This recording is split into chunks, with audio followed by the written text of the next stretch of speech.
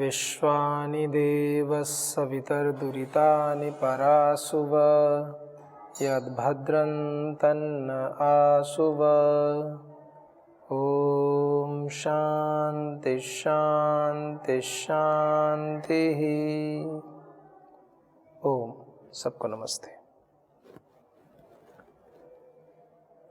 वैदिक संस्कृति के इस अंक में ऐत्रेय उपनिषद के अंतर्गत हम दूसरे अध्याय का अध्ययन कर रहे हैं। हमने देखा अभी तक कि किस प्रकार से मनुष्य अर्थात इस सृष्टि में पुरुष की उत्पत्ति होती है, कैसे पंच महाभूतों से मिलकर के इस पुरुष शरीर का निर्माण होता है, समस्त देवताओं का जो आवश्यक हैं इस सृष्टि के संचालन के लिए उनका इस पुरुष शरीर में वास होता है, और किस प्रकार जीवात्मा विद्युति मार्ग से, जिसको कि नांदन स्थान कहा गया है, विद्युति मार्ग से ब्रह्मरंध्र में प्रवेश करता है, वहाँ पर ठहरता है। उस स्थान को नांदन स्थान कहा गया है। और इसके पश्चात जब समस्त शरीर पूरा प्राणों से युक्त होकर के, समस्त देवताओं से संयुक्त होकर के उस अधिष्ठाता देव जीवात्मा की उपस्थिति में इस शरीर में क्रियाएं शुरू हो जाती हैं, तो यह मनुष्य शरीर किस प्रकार से कार्य करता है। फिर इस अध्याय में इसके जन्मों के विषय में बताया कि पुरुष शरीर के भी 3 जन्म होते हैं। कैसे इसमें इतनी सामर्थ्य आ जाती है, यह भी एक चमत्कारिक पूर्णतया ईश्वरीय विषय है, ऐसा कहा जा सकता है।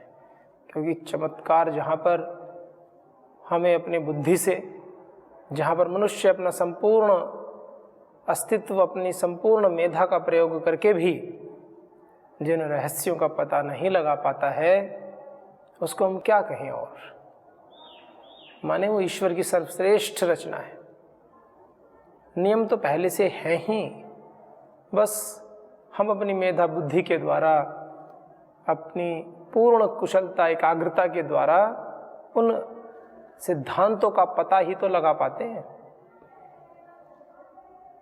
कोई ऊर्जा की समीकरण बनाता है, ऊर्जा के विषय में कैसे कैसे कार्य हुए, कोई विद्युत के विषय में खोज करते हैं।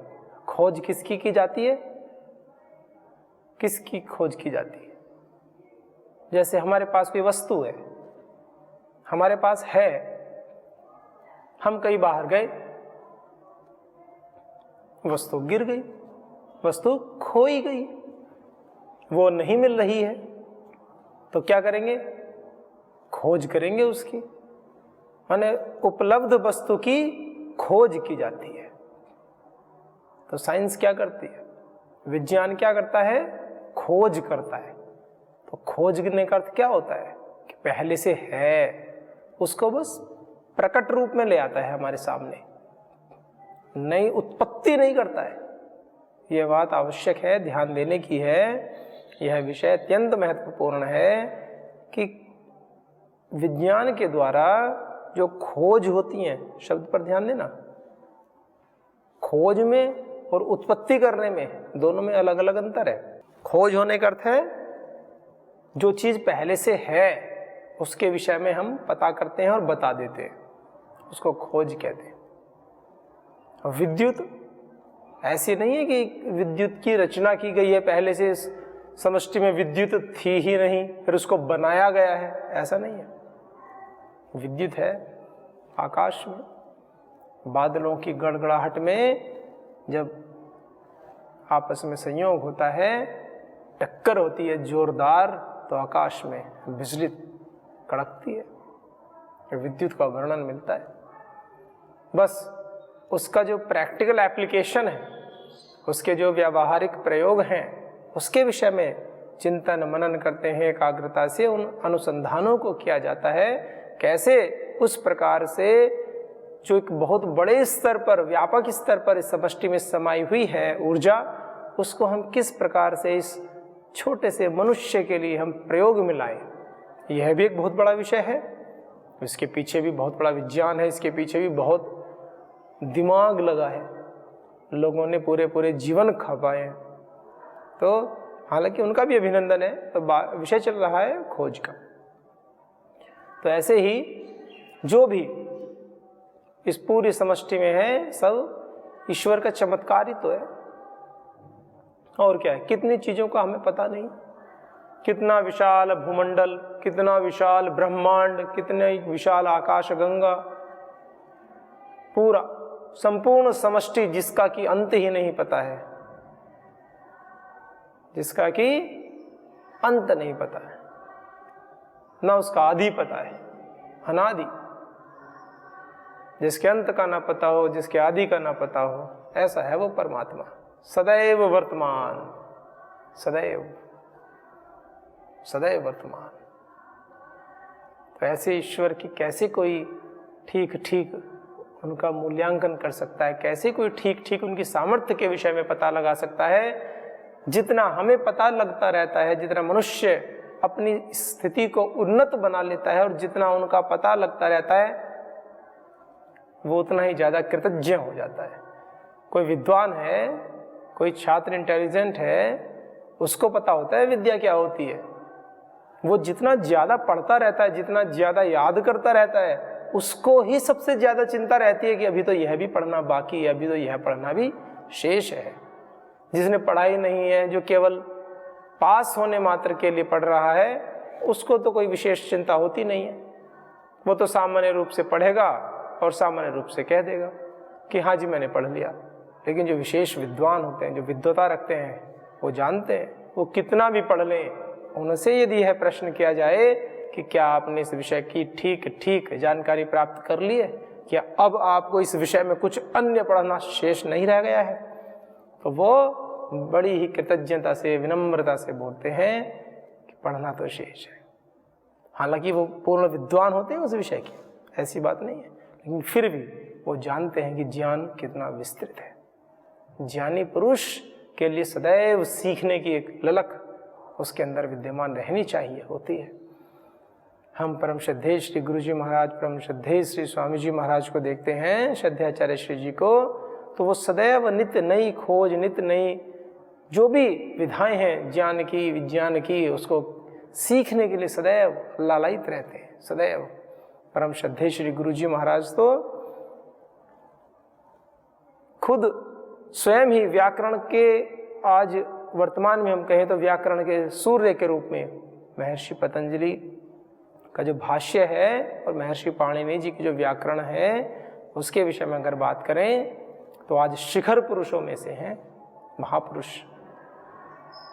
लेकिन फिर भी हम देखते हैं संस्थान में कोई विद्वान किसी विशेष विषय के आते हैं तो किसी एक भाग विशेष को जानने के लिए भी वो एक श्रेष्ठ और आदर्श शिष्य की भूमिका निभाते हैं।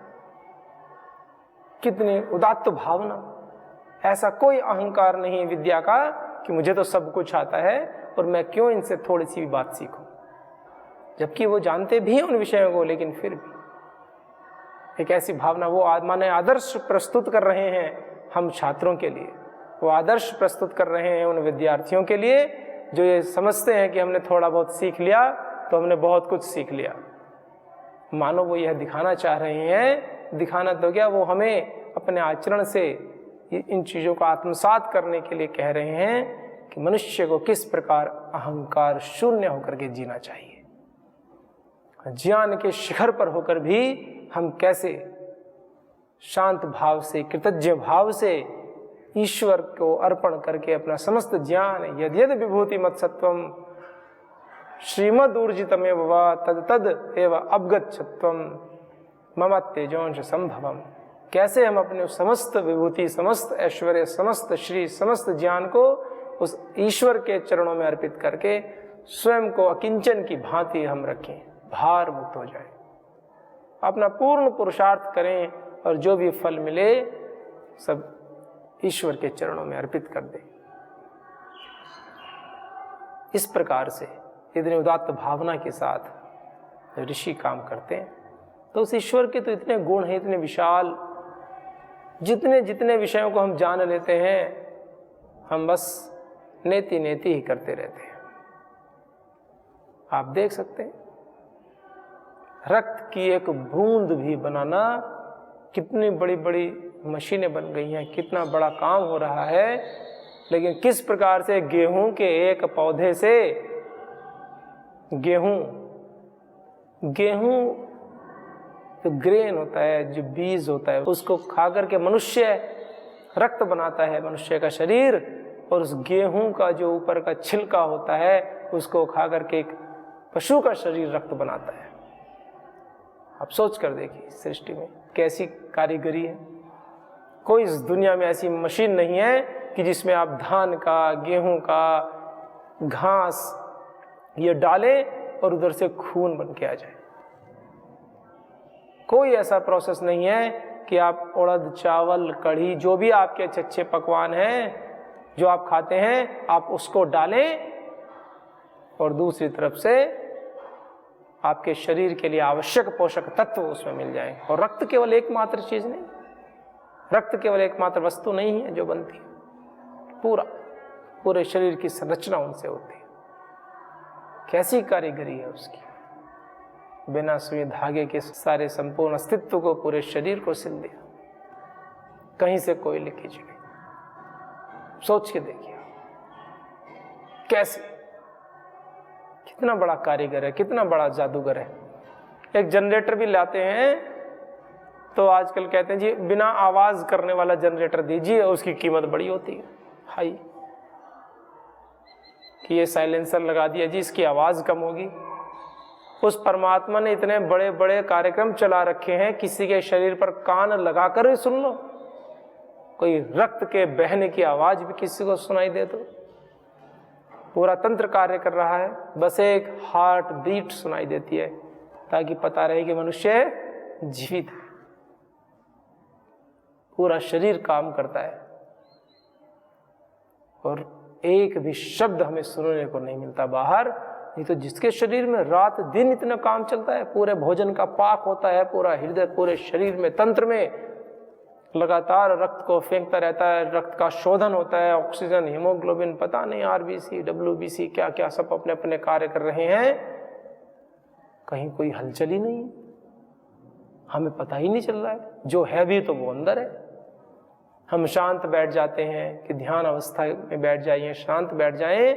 जिसके शरीर में इतने सारे प्रोसेस चल रहे हो वो शांत बैठ कैसे सकता है? फिर भी मनुष्य शांत बैठ जाता है, अपने आप को इस स्थिति में कर लेता है कि उसको कुछ भान नहीं रहता उसके शरीर में हो क्या रहा है। क्यों? क्योंकि परमात्मा ने ऐसी व्यवस्था दी है कि यदि आप अपनी बाह्य वृत्तियों को शांत कर लेंगे तो आंतरिक जो परमात्मा की व्यवस्था है वो आपके आध्यात्मिक आरोहण में कोई बाधा नहीं डालेगी। कितनी शांति! किन किन गुणों के ऊपर आप विचार कर सकते हैं, सोचिए, चिंतन कीजिए। एक एक गुण को लीजिए, अपने शरीर के ही गुण धर्मों को ले लीजिए और आपका सर सदैव उस परम पिता परमात्मा के चरणों में, उस परम पिता परमात्मा की असीम अनुकंपा को अनुभव करते हुए सदैव कृतज्ञता भाव में रहेगा। कृतज्ञ रहेंगे आप सदैव उस ईश्वर के। कृतज्ञ होने का अर्थ यह नहीं कि कोई दबाव महसूस करना। कृतज्ञता से विनम्रता आती है, अहंकार का नाश होता है और हम अपने से बड़ी जो सुप्रीम पावर है, जो हमारे से बड़ी सर्वोच्च सत्ता है, हम उसके प्रति सदैव नतमस्तक रहते हैं, उनके आशीषों की सदैव कामना करते हैं ताकि उनका आशीर्वाद सदैव हमारे ऊपर बना रहे। जिसने इस अस्तित्व को चला रखा है, जिनके दिशा निर्देशों में संपूर्ण सृष्टि कार्य कर रही है, ऐसे परमपिता परमेश्वर हमारे ऊपर असीम कृपा बनाए रखे। कैसे? तो उसकी कितनी बड़ी कारीगरी है। तो उसमें उसी का एक अंश है कि एक पुरुष का जो शरीर है वो किस प्रकार से 3 बार पुरुष के 3 जन्म बताए हैं। ऐतरेय उपनिषद के अनुसार पुरुष के 3 जन्म, पुरुष 3 जन्मों को उत्पन्न करता है। कैसे करता है वो हम देख रहे हैं। हमने पढ़ा था अंक में कि किस प्रकार से पुरुष का पहला जन्म होता है कि जब वो वीर्यदान के द्वारा पूरे शरीर में उस जीवनी शक्ति का संचय कर लेता है। समस्त पंच महाभूत मिलकर के, समस्त देवता मिलकर के, समस्त अंगों का सारभूत तत्व मिलकर के, समस्त अंगों का, एक एक शब्द बड़ा महत्वपूर्ण है, जो रेतस जिसको शुक्र कहा है, हमारे समस्त अंगों का। रेतस सर्वेभ्यो अंगेभ्यस् तेजः, सभी अंगों का तेज, सभी अंगों के तेज से वो बनता है। और फिर उसको जब माता के गर्भ में उसका आधान किया जाता है, सिंचित किया जाता है, फिर माता उसको सुरक्षित रखती हैं और अपने शरीर के अंग की तरह ही उसको बना लेती हैं। और फिर नई सृष्टि का सृजन होता है और एक मनुष्य पुनः दूसरे प्राणी का सृजन करने की सामर्थ्य उत्पन्न कर लेता है। और फिर जब कुमार रूप में उस पुरुष की उत्पत्ति होती है, फिर वह कुमार रूप आगे बढ़ता है, तो उस विषय में अभी आगे चर्चा करेंगे। तो कितना सुंदर वर्णन हमें मिला था कि जब माता जो उस पुरुष को ही एक तरह से उसको पालना कर रही होती है, अपने गर्भ में उस पुरुष को ही तो उत्पन्न कर रही होती है, उस पुरुष का ही पालन पोषण कर रही होती है, तो वह उस पुरुष को पालने वाली सभावित्री, सभावित्री वह उस पुरुष को पालने वाली भावयितव्या भवती, वह भी पालने योग्य होती है। उस माता की, उस बहन की भी हमें बहुत सेवा शुश्रूषा करनी चाहिए, उसको कोई कष्ट हमें नहीं देना चाहिए। सीधे सीधे शब्दों में कहें तो घर के सारे काम घर में जो बड़े हैं उनको करने चाहिए, माताएं बहनें हों वो करा सकते हैं, उनको करना चाहिए। जो अन्य हैं, पुरुष है तो पुरुष को करने चाहिए, इसमें कोई ऐसा निषेध नहीं है पुरुषों के लिए कि घर का भोजन बनाने का निषेध है कि पुरुषों को घर का भोजन नहीं बनाना चाहिए, पुरुषों को घर के बर्तन साफ नहीं करने चाहिए। अच्छे से करें, सफाई से जैसे करते हैं, तभी तो पता चलेगा ना। बहुत होते हैं ना कि बर्तन गंदे की ओर डाल दिए, क्योंकि धोने तो पड़ते नहीं है। जब करेंगे तो आपको पता चलेगा कि कम से कम गंदे करने चाहिए, जितना आवश्यक होता। कहने का तात्पर्य यह है कि हमें पूर्ण पुरुषार्थ करना चाहिए, पूर्ण समन्वय के साथ, पूरी तरह से। जब जिसको आवश्यकता होती है हमें उसका पूरा सहयोग करना चाहिए। और जब समय हो तो जो अपने घर के हैं, अपने हैं, हमारे प्रिय हैं, सभी का सभी कार्यों में हमें सहयोग करना चाहिए। यही हमारी भारतीय वैदिक संस्कृति हमें यह सिखाती है, यह बताती है कि सा भावित्री भावयितव्या भवती। वह जो भावित्री है, वह जो अपने तेज आप, वह जो पुरुष के तेज का स्वरूप का उसका पालन करने वाली है, वह स्वयं भी पालने योग्य होती है पुरुष के द्वारा। पुरुषेण भावयितव्या भवती तम स्त्री गर्भम विभर्ती तम पुरुषम, उस पुरुष को जो बीज रूप में पुरुष है, तम पुरुषम स्त्री, वह स्त्री, वह माता, तम स्त्री गर्भम विभर्ती, गर्भ को धारण करती है। उस पुरुष रूप में उसको ही, पुरुष को ही धारण करती है माता गर्भ में। सो अग्रे एव कुमारम जन्मनो अग्रे अधिभावयति, स यत् कुमारम जन्मनो अग्रे अधिभावयति आत्मानमेव तद्भावयति। जो आगे पुरुष, जो कुमार अवस्था है, जो आगे पुरुष कुमार होने वाला है, वो उस प्रारंभ में ही, जन्म के पहले ही सो अग्र एव कुमारम जन्मनो अग्रे अधिभावयति, उसके जन्म से पहले ही वह पुरुष भी उस जब माता की रक्षा करता है, तो मानो वह पुरुष के जन्म से पहले ही स्वयं की ही रक्षा कर रहा है। कोई पुरुष कहने लगे, ऐसे कोई व्यक्ति यह कहने लगे किसी माता को कि हम तो देखो आपकी इतनी सेवा शुश्रूषा कर रहे हैं, उनके लिए बता रहे हैं कि ज़्यादा भाव मत खाना, आप एक तरह से स्वयं की ही सेवा कर रहे हैं, अपने ही स्वरूप की सेवा कर रहे हैं आप, क्योंकि माता तो आपके ही स्वरूप को एक तरह से आगे ला रही है। हालांकि माता पिता दोनों का ही संबंध होता है, दोनों का ही अंश होता है, तो इसलिए एक विषय बताया गया है इसमें। सयत कुमारम जन्मनो अग्रे अधिभावयति आत्मानम एव तद भावयति। यह जो रक्षा कर रहा है, भावना यह रक्षा, यह भावना मानो अपनी ही रक्षा करता है, अपनी ही भावना है। ऐसा नहीं किसी अन्य की सेवा कर रहा है। इसलिए माता को और पिता को, दोनों को एक भाव में, एक अर्धांगिनी कहा जाता है माताओं को। पुरुषों को एक पत्नी व्रता और माताओं को एक पतिव्रता।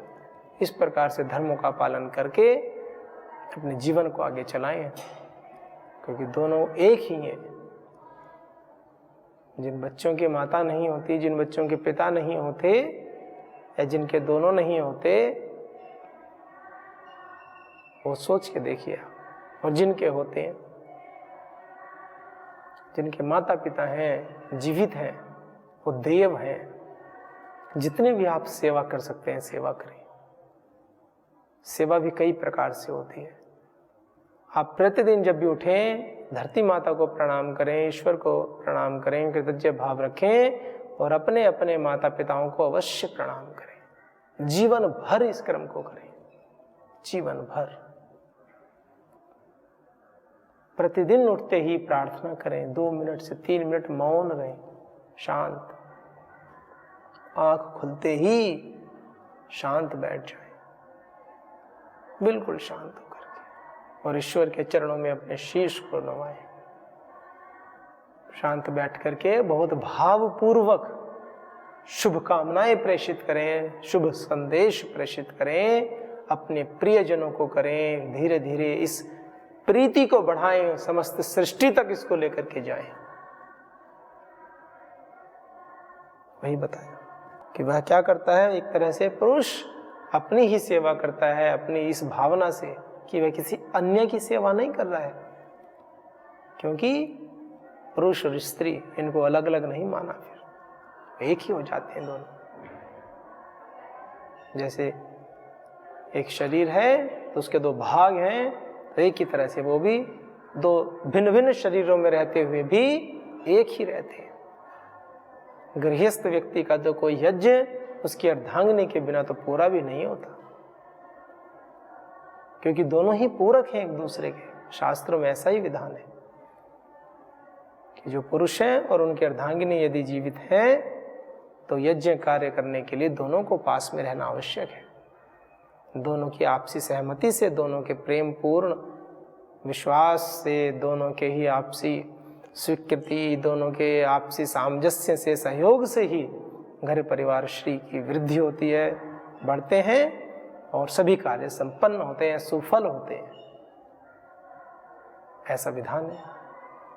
माने पारिवारिक परंपरा को कैसे जोड़ कर रखा जाता है, किस प्रकार से वेदोक्त आचरण करते हुए हमें पूरे अपने इस भावना को कैसे हम पूरे विचार को एक्सपेंड करें, कैसे इसको एक्सपेंशन दें, एक पूरा एक्सटेंसिव व्यू हमें कैसे एक स्थान से प्रारंभ करके समष्टि तक लेकर जाना है।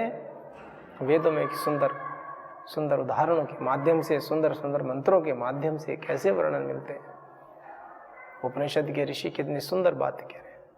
सभावयित त्रिभावयित अव्यभवति, और पुरुष का ही पालन करती है। माता पुरुष का पालन करती है, पुरुष माताओं का पालन करें, कितनी सुंदर बात है। तम स्त्री गर्भम विभर्ति सो अग्र एव कुमारम जन्मनो अग्रे अधिभावयति। वह पहले से ही पुरुष की ही तो कुमार रूप में जो पुरुष होने वाला है, जन्म से पहले उसी की तो रक्षा कर रहा है। वो माता की रक्षा करता है तो मानो उसी की रक्षा करता है। ऐसे स यत् कुमारम जन्मनो अग्रे अधिभावयति आत्मनमेव तद्भावयति, ऐसे बताया। एषाम लोकानाम, फिर आगे कह रहे हैं, एषाम लोकानाम संतत्या एवं संतता ही इमे लोकाः। एषाम लोकानाम संतत्या, एषाम लोकानाम संतत्या, ये जो लोक हैं इतने, एषाम लोकानाम संतत्या, ये केवल ये विस्तार ही तो है उसका, ये पुरुष ही उत्पन्न ही तो करता है। ये जो लोक हैं सारे, यही तो है दूसरा जन्म पुरुष का, और क्या है। इस प्रकार से जब कुमार की उत्पत्ति होती है पूरे समष्टि में, विशाल स्तर पर देखें तो समष्टि क्या है, पुरुष का दूसरा जन्म ही तो है। पुरुष का दूसरा जन्म ही तो है सारा, संपूर्ण सृष्टि। वही कहा येषां लोकानां संतत्या एवं संतता ही इमे लोकाः। अंत में बिल्कुल येषां लोकानां संतत्या, संतत्यै एवं अस्ति, संतत्यै, इन लोगों के विस्तार के लिए ही ये सब कार्य होते हैं। एवं संतता ही इमे लोकाः तदस्य पुरुषस्य द्वितीयं जन्म। और ये सब जो विस्तार के लिए जितना भी है समष्टि में जितना भी विस्तार हो रहा है, ये सब क्या है? अस्य पुरुषस्य द्वितीयं जन्म, इस पुरुष का ही तो दूसरा जन्म है ये। तो दो जन्मों के विषय में हमने पढ़ा, किस प्रकार से पुरुष संपूर्ण देवताओं के सहयोग से उस परम पिता परमात्मा के असीम आशीर्वाद और अनुकंपा से किस प्रकार से स्वयं पुरुष रूप में ही एक बीज को अपने अंदर स्थित करता है, फिर माता के गर्भ के माध्यम से पूरा समष्टि का विस्तार होता है पूरा। तो ये जितनी भी समष्टि, जितना भी लोकांतर हैं, जितने भी लोकों में समष्टि के रूप में जितनी भी सृष्टि हो रही है, यह सब पुरुष का ही तो दूसरा जन्म है। तो दो जन्मों के विषय में हमने पढ़ा। अगले अंक में अगला तीसरे जन्म के विषय में भी पढ़ेंगे। तब तक के लिए सबको नमस्ते। ओम शांति शांति शांति।